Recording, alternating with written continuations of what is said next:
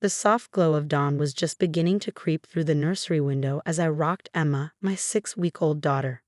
The quiet moments during these early morning feedings had become my sanctuary, a peaceful bubble where nothing existed except my baby's gentle breathing and the quiet hum of the baby monitor. My name is Victoria, and at 28, I thought I had finally found my perfect life. A loving husband, a beautiful baby, and a future full of promise. What I didn't know was that my mother-in-law, Margaret, had other plans. I heard the front door open downstairs, but I wasn't alarmed. Michael, my husband, often forgot things when he left for his early hospital shifts. The sound of footsteps on the stairs didn't immediately set off warning bells either. It wasn't until I heard the distinctive click of heels, Michael's running shoes never made that sound, that my heart started to race. The nursery door flew open with such force that it bounced against the wall, startling Emma, who began to cry. Margaret stood in the doorway, her normally perfectly coiffed hair disheveled, her expensive silk blouse wrinkled. But it was her eyes that terrified me, wild, almost feral, with an intensity I'd never seen before. "I know the truth," she snarled, taking a step into the room. "That baby isn't Michael's." I clutched Emma closer to my chest, my protective instincts firing on all cylinders.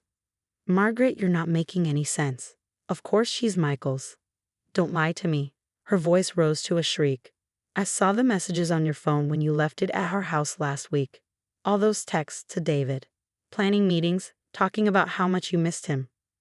My blood ran cold. David was my brother who'd been helping me plan Michael's surprise birthday party. He was stationed overseas, and we'd been coordinating his leave to coincide with the celebration. But I couldn't tell Margaret that without ruining the surprise. "Margaret, please," I said, trying to keep my voice calm for Emma's sake. "You're jumping to conclusions. Let me explain." "Explain?" She laughed, a harsh, brittle sound. "Explain how you trapped my son? How you're passing off another man's child as his?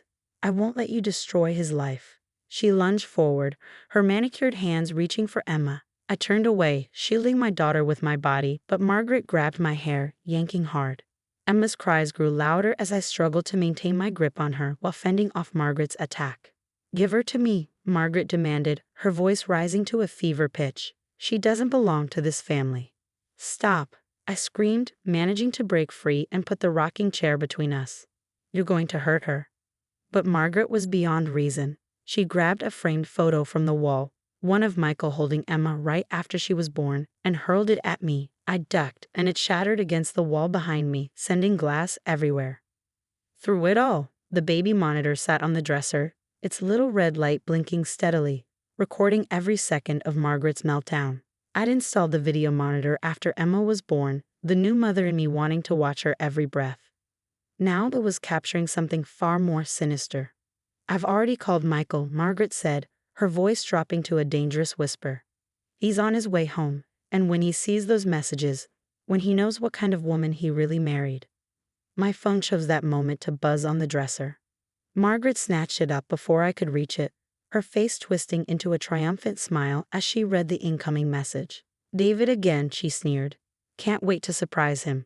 He's going to be so happy to see me." Well, well. More proof of your betrayal."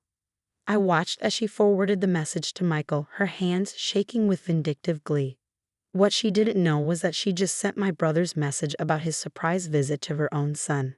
The sound of a car door slamming outside made us both freeze. Margaret's smile grew wider, more vicious. "That'll be Michael. Time for the truth to come out." Footsteps pounded up the stairs, and Michael burst into the nursery, still in his hospital scrubs. He took in the scene before him. The broken glass, his trembling wife and crying daughter, his mother standing there with my phone in her hand. "Mom," he said, his voice filled with confusion. "What are you doing here? What's going on?" "Michael," Margaret started, her voice honey-sweet now, "I have something to show you about your wife." "Before you show him anything," I said, my voice steadier than I felt, "Michael, look at the baby monitor." Margaret's face paled as she noticed the blinking red light for the first time. Michael stepped forward, his doctor's instincts kicking in as he checked Emma and me for injuries before turning to the monitor. "It records everything," I explained, watching Margaret's confidence crumble. "Sound and video, for the last 20 minutes. Michael picked up the monitor, his expression darkening as he rewound the footage.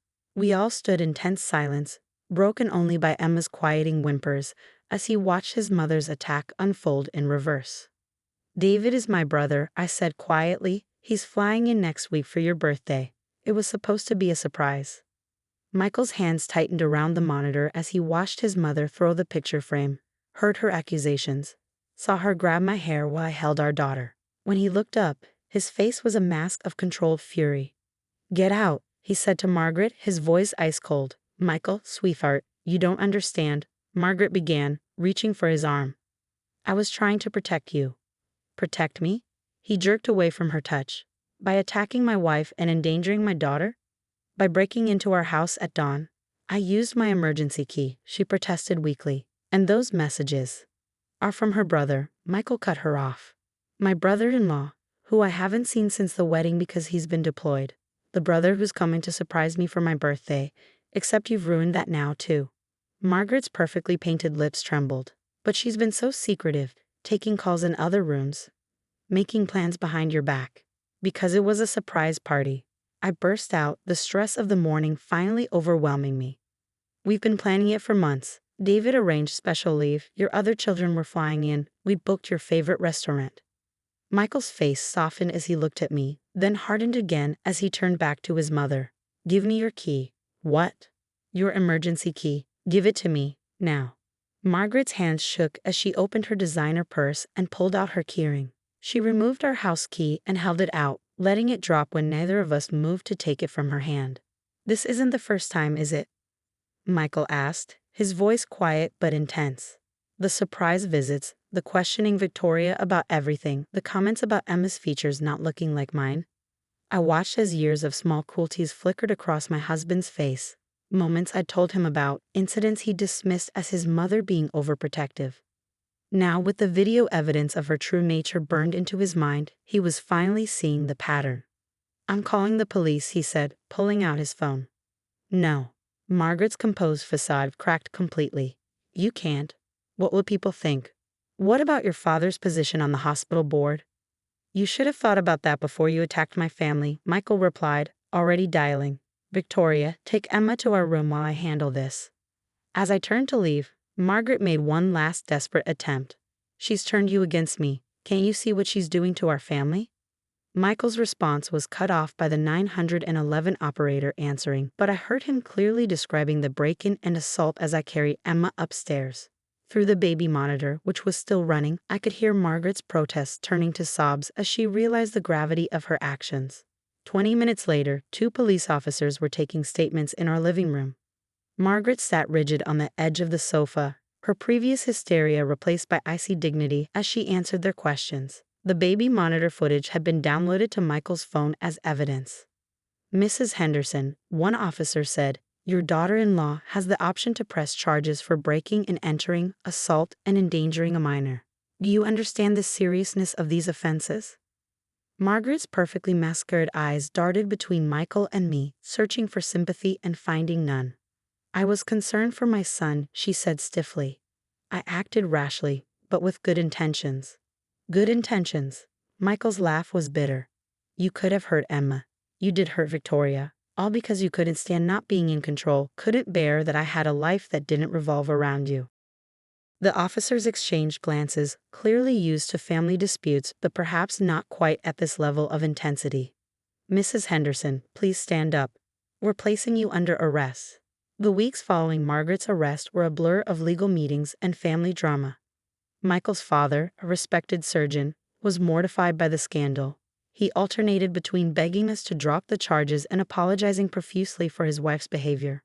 Michael's siblings were divided. His sister supported us immediately after seeing the footage, while his brother accused me of orchestrating the whole thing to drive a wedge in the family. But Michael stood firm. "She could have hurt Emma," he would say whenever anyone suggested we let it go. "This isn't about family drama anymore. This is about protecting my daughter." The preliminary hearing was set for a Tuesday morning. I sat in the courthouse, Emma sleeping peacefully in her carrier, as Margaret was led in. She looked smaller somehow, her designer clothes replaced by a modest suit, her imperious bearing diminished. But when she saw us, her eyes still held that dangerous gleam. The prosecution presents evidence of premeditated harassment, the prosecutor announced, pulling up screenshots of text messages Margaret had sent to various family members over the past months. Messages questioning Emma's parentage, suggesting I was unfaithful, planting seeds of doubt about my character. Furthermore, he continued, we have video evidence from the morning of the assault. The baby monitor footage played on the courtroom screens. Watching it again made my stomach turn. Margaret's wild-eyed accusations, the violence of her actions, the sound of Emma crying. I felt Michael's hand tighten around mine as we relived that morning. When the footage ended, Margaret's attorney tried to paint it as a concerned grandmother's overwrought reaction to suspected infidelity. My client was acting out of love for her son, he argued. While her methods were extreme, her intentions were. Her intentions were to destroy my family, Michael interrupted, standing up. The judge allowed him to speak. This wasn't love. This was control. And when she felt that control slipping, she tried to hurt the people I love most. Margaret's face crumpled, tears streaming down her cheeks. Michael, please, she pleaded. I'm your mother. Everything I've done has been for you. No, Michael replied firmly. Everything you've done has been for yourself, and it stops now. The judge listened to both sides before delivering her decision. Margaret would face charges of breaking and entering, assault, and reckless endangerment of a minor. She was ordered to undergo psychological evaluation and treatment. Most importantly, she was served with a restraining order preventing her from coming near me, Emma, or our home. As we left the courthouse, David, who had arrived for his leave despite the ruined surprise, put his arm around my shoulders. You okay, sis? I nodded, watching Margaret being led away by her attorney. I just keep thinking about Emma. How do we explain this to her when she's older? We tell her the truth, Michael said, gently touching our daughter's cheek. That sometimes the people who should love us the most can hurt us the worst. But that doesn't mean we stop building our own happiness. 6 months later, we moved to a new house in a different neighborhood. Michael took a position at another hospital, away from his father's influence. We installed a state-of-the-art security system, though I kept the baby monitor as a reminder, not of the attack, but of how it had finally exposed the truth. Margaret underwent court-mandated therapy. Her therapist diagnosed her with narcissistic personality disorder and an unhealthy attachment to Michael. She sent letters occasionally, through her lawyer, expressing remorse and requesting contact with Emma. We filed them away, unopened. Michael's sister became a regular visitor, making up for lost time and building a healthy aunt-niece relationship with Emma. His brother eventually came around, especially after his own wife became pregnant and he understood the fierce protectiveness of parenthood. Last week, as I rocked Emma to sleep in our new nursery, Michael came in and wrapped his arms around us both. I'm sorry, he whispered, not for the first time. I should have seen it sooner, should have protected you better. I leaned back against him, watching our daughter's peaceful face. We protected each other, I replied, and now we're protecting her. That's what real family does. The baby monitor still sits on the dresser, its red light blinking steadily. But now it records only the quiet moments of our life together. Emma's first steps, her giggles as Michael reads her bedtime stories, the lullabies I sing during late-night feedings. These are the memories we're choosing to keep. The ones that prove family isn't about control or possession, but about love, trust, and protecting the peace we fought so hard to build.